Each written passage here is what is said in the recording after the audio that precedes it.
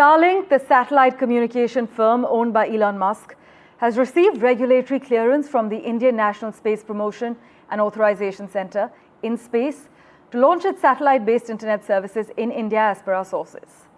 Sources indicate that Starlink becomes the third company to receive approval for satellite communication SATCOM services from the Department of Telecommunications after OneWeb and Reliance Jio. Aishwarya Patil has the latest details for us. She joins us live at the moment.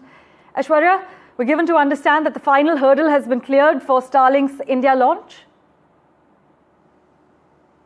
That's correct. In-space authorization or clearance that has been granted to Starlink was one of the final steps. As far as the regulatory list of regulatory challenges for Starlink are concerned, that has been granted now for the first generation of its constellation, which has a fleet of about 4,480 satellites in the low Earth orbit that have gotten approval to beam over India. Now, this authorization has cleared the path for Gen 1.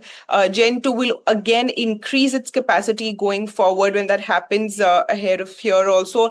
What NDTV Profit had in fact reported back in May was that this first fleet or Gen 1 constellation will have a capacity or an internet service provider that will have a capacity about 600 Gbps over India in the first phase of its launch, is what we had reported earlier. In fact, Starlink will be looking at the next few steps, which will be authorization of a test spectrum. They will have to write to the Department of Telecommunications to ask for a test spectrum and show their capacity and capability to operate their services in India, which will happen in phases again.